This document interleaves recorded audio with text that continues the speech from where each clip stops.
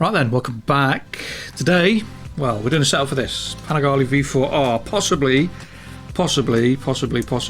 the fastest bike in, well, fastest road bike anyway, in the game. Now, the V4 was a bit of an arse. This is a different kettle of fish. Now, bear in mind that the ones that I've been mucking about with and doing laps with and setting times with and everything else are fully upgraded. I've thrown the absolute kitchen sink at it. Slicks, exhaust, you name it. The only thing I've left on are the wing mirrors and the number plate, just so that everything doesn't look like a race bike riding round. But anyway, we digress again.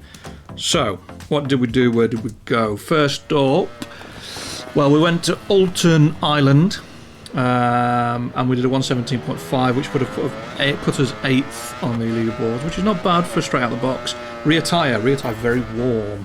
That was a medium front soft rear, not too bad. Then we went to Sugo Fast, did a 124.2, which would have put us 65th. Still top 100, so it's not shabby. And we went medium on that one, just to see how the bike handled a slightly harder tyre with a track that puts quite a lot of lateral load.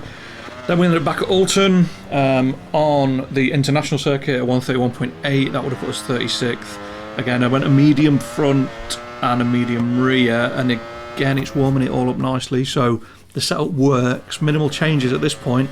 VIR North, and we did a 121.1, which would have 13th, and again we went medium, so it'll run the mediums, it'll run the softs, it'll run the hard if you really want it to.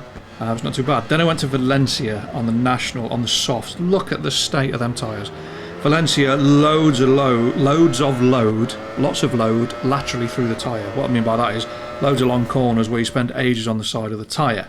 The AI were really quick, as you saw just then. I went back on the mediums. We did a 110.2, which would have put us 19th.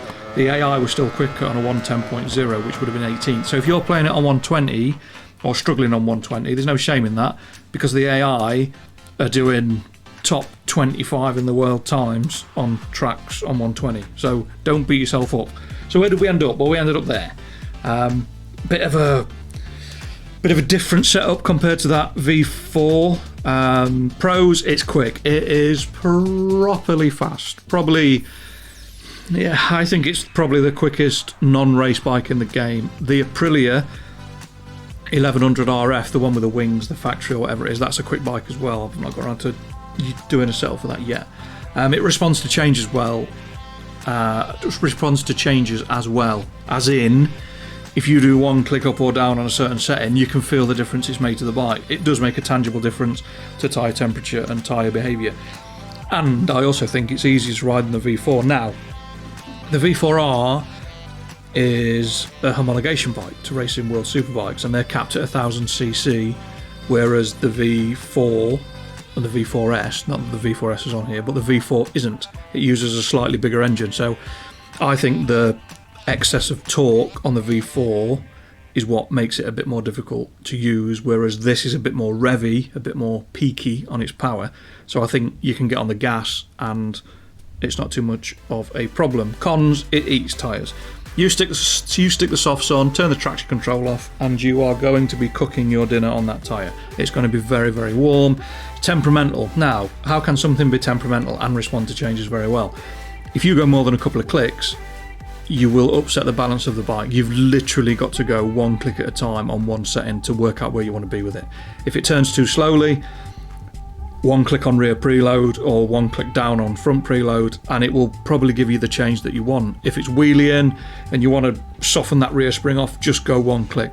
Again, tyres heating up too much, just go one click. Don't go too far. Other bikes, you make 4 or 5 clicks of change, not a lot happens. This is completely different. And last but not least, it's a poor sanitary product. Not everything with wings, apparently, is good for that certain time of the month. That's what my wife said anyway. But yeah, I was struggling with the cons, hence the stupid comment in there. It's a very nice bike to use. It's good on the brakes, it's good on the gas, it'll slide about, it doesn't wheelie too much.